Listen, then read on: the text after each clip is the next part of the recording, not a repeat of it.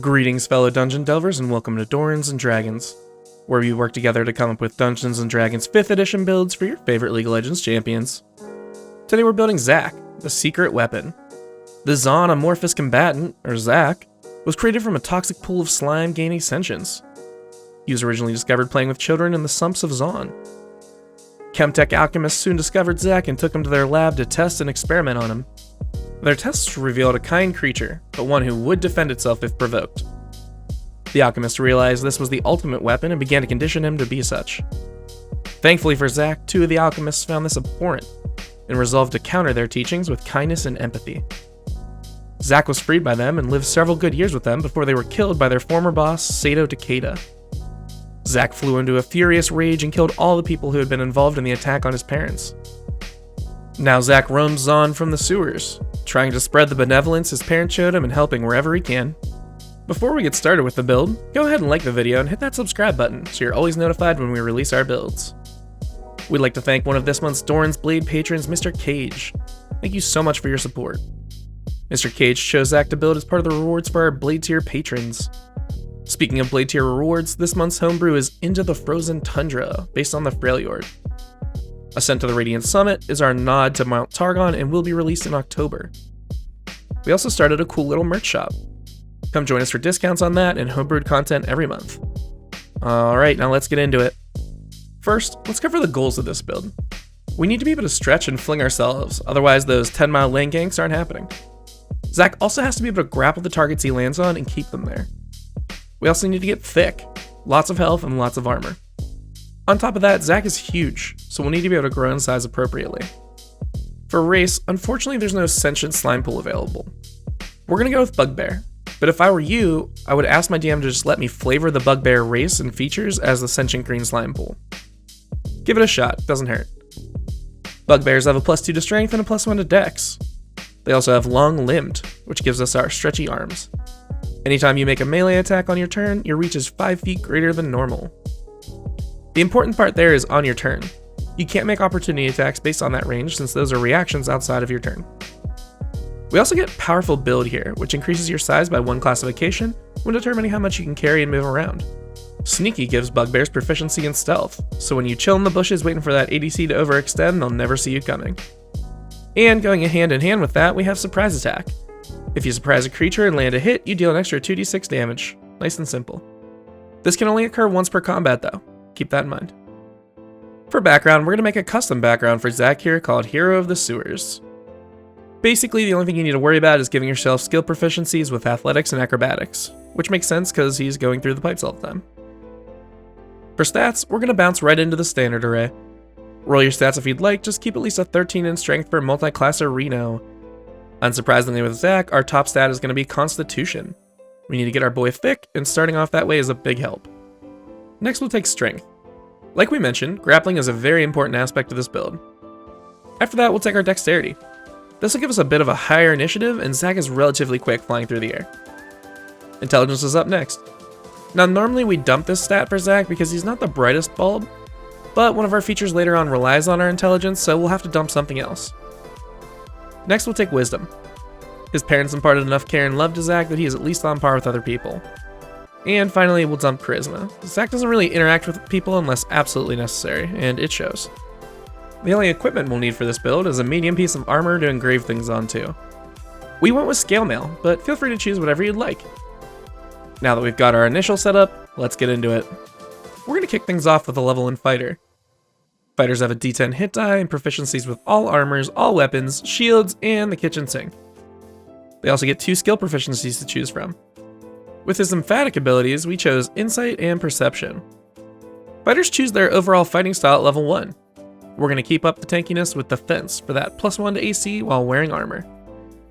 And our final level 1 feature is Second Wind. This is going to be Zac's passive ability to pick up his blobs and heal himself. As a bonus action, you regain 1d10 plus your fighter level once per rest. To my newer viewers, please use this feature before you burn your hit die on a short rest. Try it out, thank me later. Second level fighters only gain 1 feature, but it's super OP, and that is Action Surge. This lets you push yourself to the limits once per rest and take an additional action on your turn. This enables a lot of potential combos, so keep that in mind. Level 3 fighters choose their martial archetype. We're going to etch some runes onto ourselves and go with Rune Knight. Rune Knights gain 2 awesome features. Giant Might is an ability you get to use twice per long rest. As a bonus action, you invoke the Might of a Giant. You become large-sized, you have advantage on strength checks and saves, and your weapon attacks deal 1d6 extra damage. Now we get some of that extra height Zac has. We'll get more later. The other feature we get is Rune Magic. You get to choose from a slew of runes to etch onto your stuff to activate later for some cool bonuses once per rest. The first one we'll take is the Hill Rune. Passively, you'll have advantage on saves against being poisoned, and you're resistant to poison damage. Remember that getting drunk technically uses the poison condition, so you'll be able to give your DM a finger and knock back a few more pints. The invocation of that rune gives you resistance to bludgeoning, piercing, and slashing damage for 1 minute. We'll also grab the Frost Rune. Passively, you have advantage on all intimidation and animal handling checks. The active allows you to temporarily buff your strength by 2 for 10 minutes, granting you a full modifier point for the duration. This will help with your melee damage and your grappling as well. 4th level fighters get the first ability score improvement of the build. We're going to go with Tavern Brawler to get that unarmed strike damage and some extra grappling opportunities. First, we'll increase our constitution for our free point. We also get proficiency with improvised weapons, a d4 for unarmed strikes, and finally when you hit a creature with an improvised weapon, or an unarmed strike, you can burn your bonus action to attempt to grapple the target. Level 5 fighters get extra attack. Now you can whack people with your wavy inflatable arms twice whenever you take the attack action. 6th level fighters pick up another ability score improvement.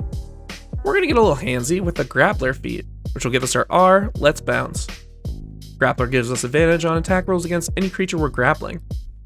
Also, you can spend your action to pin a creature grappled by you, making you both restrained until the grapple ends.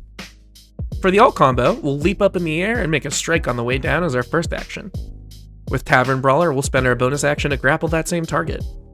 Then we'll action surge and use our grappler action to pin that target. Bada bing, bada boom. Alrighty, now we're going to move into Barbarian to pick up our E, Elastic Slingshot. Barbarians have a d12 hit die and grant us no new proficiencies for this multi-class. Zac's about to enter combat mode with Rage though. To simplify it, you get some features of Giant's Might and your Hill Rune. Plus, whenever you make a strength-based melee attack, you get to add flat scaling damage based on your Barbarian level. 2nd level Barbarians gain Reckless Attack. On your first attack for the turn, you can declare a Reckless Attack, which gives all attack rolls you make advantage, but grants advantage to all attacks against you as well. You also get Danger Sense, which gives you advantage on any dex saves against effects you can see in front of you. Level 3 Barbarians choose their Primal Path. We're going to dip into the Unearthed Arcana again and go with Path of the Beast. This gives us Form of the Beast, which lets you unleash your bestial features and gives you a natural weapon of your choice: bite, claws, or tail. None of these are really Zac related. We'll get the relevant ability from this subclass at level 6. 4th level Barbarians get an ability score improvement. We've got 2 feats to go, so we'll take the first one here with Tough. This gives you an additional 2 hit points per level, retroactively, and going forward. Level 5 Barbarians get extra attack, which we already have. Womp womp. But we do get fast movement. Since we're not wearing heavy armor, we get to bump our movement speed by 10 feet.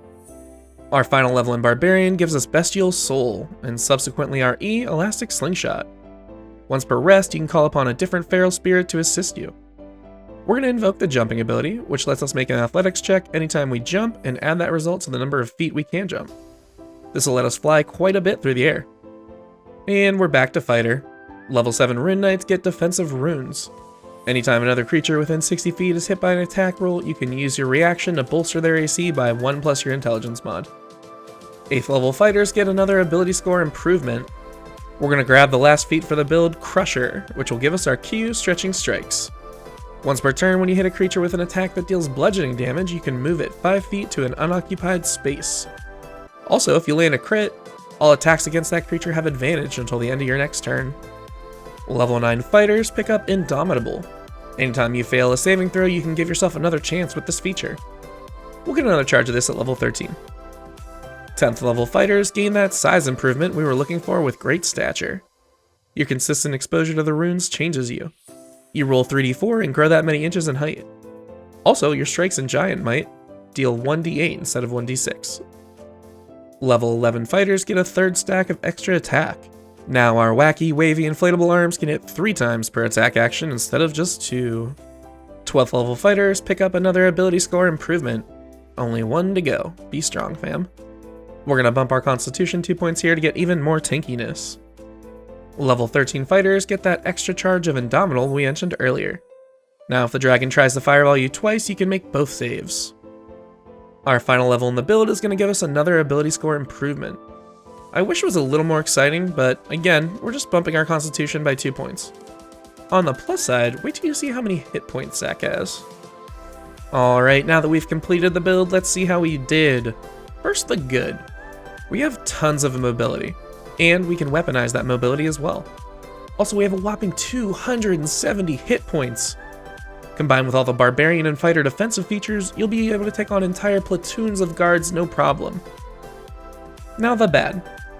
The obvious fail here is the race bit. Ideally, we'd be able to create a custom race for this, but hey, we're not quite using Homebrew to complete these builds yet. So, what'd you think? I've included a link to this build via D&D Beyond in the description below, as well as Amazon links to the books used in the build. If you enjoy this type of content, please consider supporting us on Patreon. We have a few awesome rewards, including access to our Discord community and monthly Homebrew releases. We plan on churning out one League Champion build every week. Thanks for watching, and hopefully we'll catch you on the Rift, or in the Forgotten Realms.